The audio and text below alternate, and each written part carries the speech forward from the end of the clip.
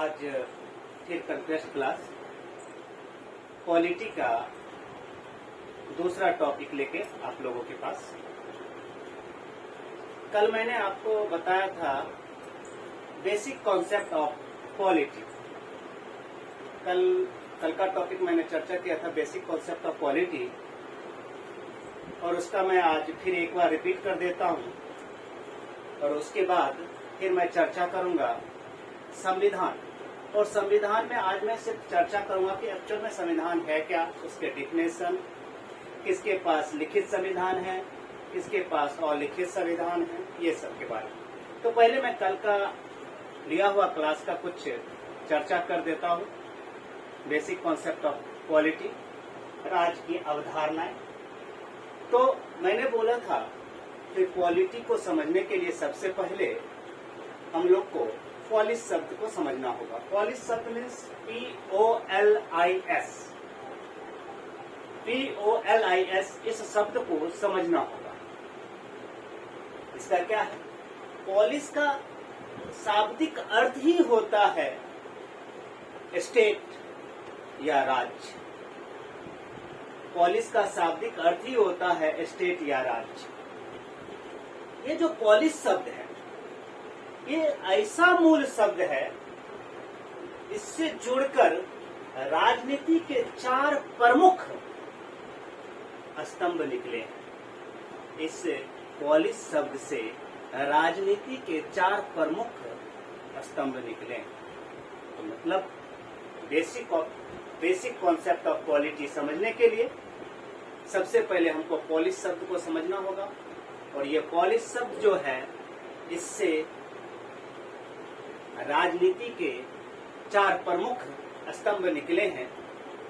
और वो 4 प्रमुख स्तंभ कौन कौन से हैं? तो पहला नंबर है पॉलिटी, दूसरा नंबर है पॉलिटिकल साइंस, तीसरा नंबर है पॉलिटिक्स, और चौथा नंबर है संविधान, जिसको आप लोग कॉन्स्टिट्यूशन बोलते हैं इंग्लिश में। अब थोड़ा थोड़ा पॉलिटी, थोड़ा सा पॉलिटिकल साइंस, और थोड़ा सा पॉलिटिक्स, और थोड़ा संविधान का मैं थोड़ा छोटा छोटा डिफिनेशन दे देता हूं। राज्य के व्यवस्थाओं का अध्ययन करना ही, राज्य के व्यवस्थाओं का अध्ययन करना ही पॉलिटी कहलाता है। अगर आपको कोई पूछे कि पॉलिटी किसको कहते हैं, तो आप उसको एक छोटा और सिंपल आंसर दे सकते हैं कि राज्य की व्यवस्थाओं का अध्ययन करना ही पॉलिटी कहलाता है। अगर आपसे पूछे कि पॉलिटिकल साइंस किसको कहते हैं, तो पॉलिटिकल साइंस मतलब विभिन्न प्रकार के शासन व्यवस्थाओं का, विभिन्न प्रकार के शासन व्यवस्थाओं का तुलनात्मक अध्ययन जो करते हैं, उसी को हम पॉलिटिकल साइंस कहते हैं। उसी को हम पॉलिटिकल साइंस कहते हैं। तीसरा हमने पॉलिटिक्स। पॉलिटिक्स का मतलब क्या होता है? बनी हुई राज व्यवस्था को, पॉलिटिक्स का मतलब समझिए कि बनी हुई राज व्यवस्था को व्यवहारिक रूप से लागू करना ही पॉलिटिक्स है।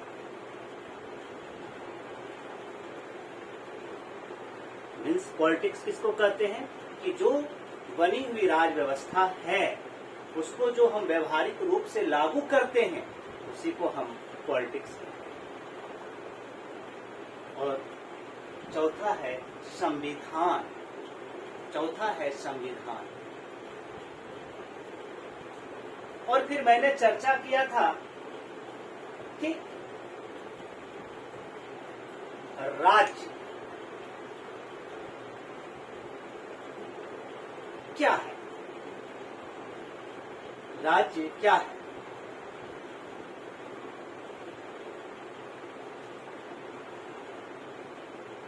तो राज्य का मतलब होता है किसी भी क्षेत्र को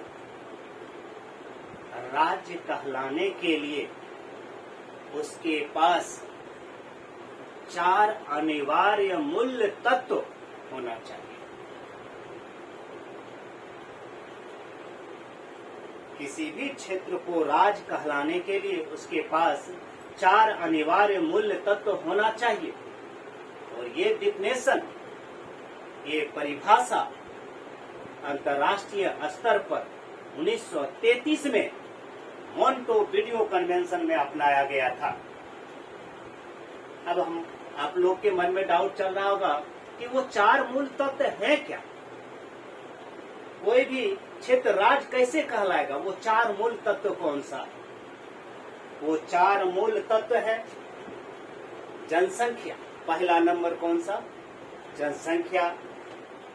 दूसरा नंबर है भूभाग, तीसरा नंबर है सरकार और चौथा नंबर है संप्रभुता। ये 4 मूल तत्व होना अनिवार्य है किसी भी क्षेत्र को राज कहलाने के लिए। किसी भी क्षेत्र को राज कहलाने के लिए जनसंख्या नंबर 1, भूभाग नंबर 2, सरकार नंबर 3 और संप्रभुता नंबर 4। ये 4 मूल तत्व होना अनिवार्य है। और ये जो आप अभी सुने, ये 4 मूल तत्व, उसमें जनसंख्या और भूभाग ये भौतिक तत्व है। जनसंख्या और भूभाग ये भौतिक तत्व है। सरकार और संप्रभुता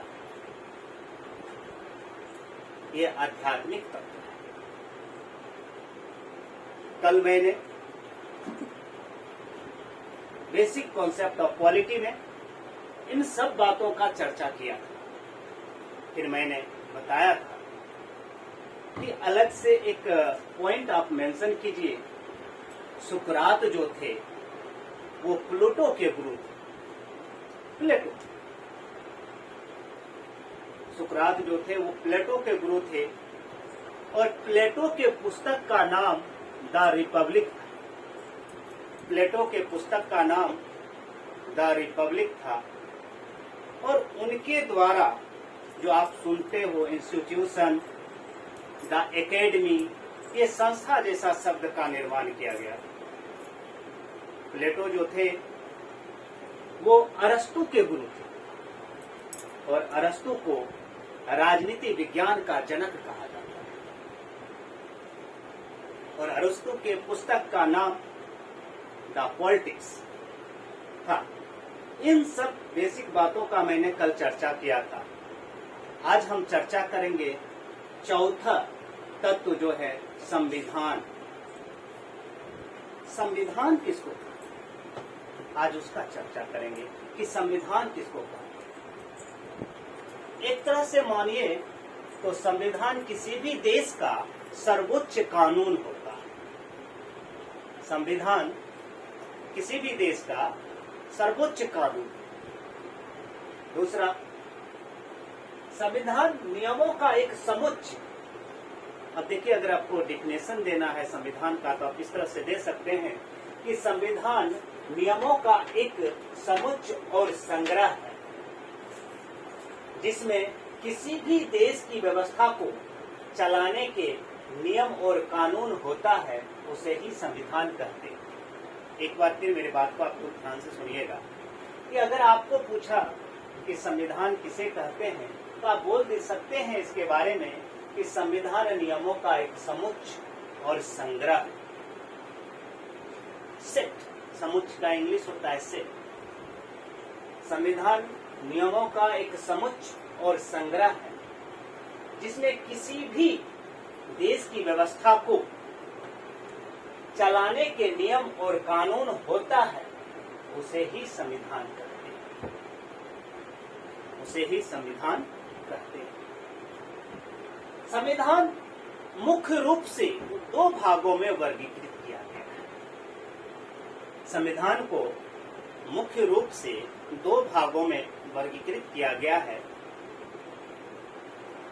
एक भाग लिखित संविधान हुआ और एक भाग में आप अलिखित संविधान बोल सकते हैं। मतलब जो 2 भागों में संविधान को वर्गीकृत किया गया है उसको बोलते हैं लिखित संविधान और दूसरा भाग हुआ अलिखित संविधान।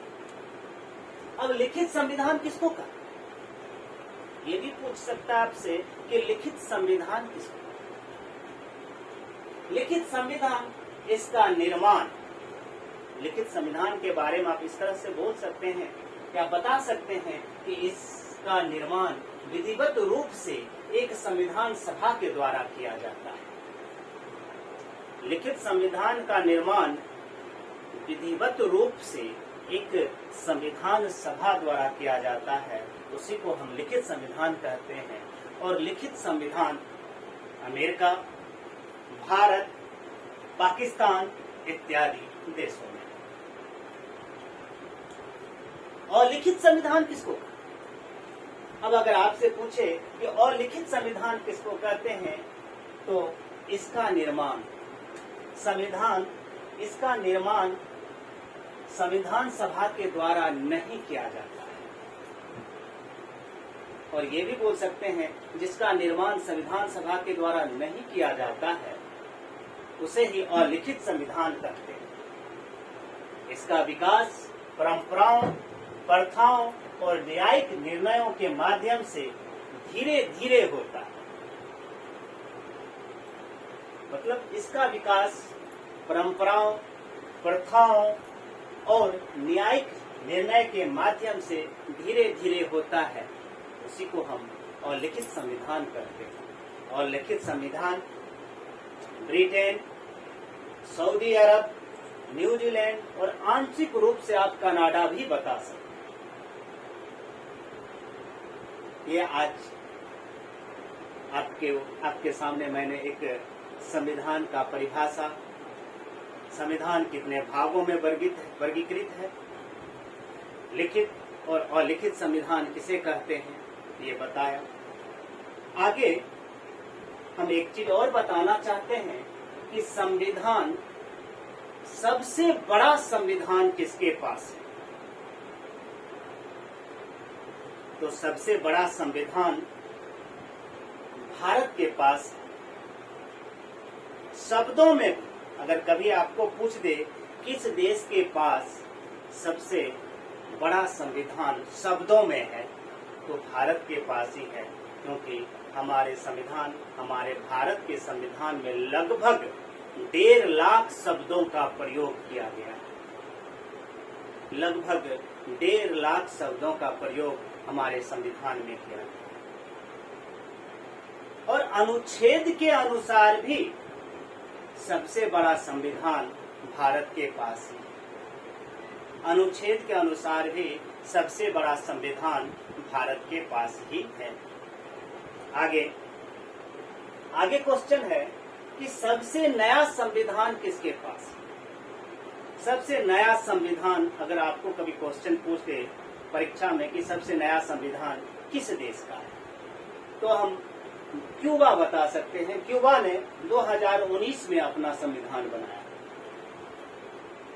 उसके बाद सबसे पुराना संविधान अमेरिका के पास है।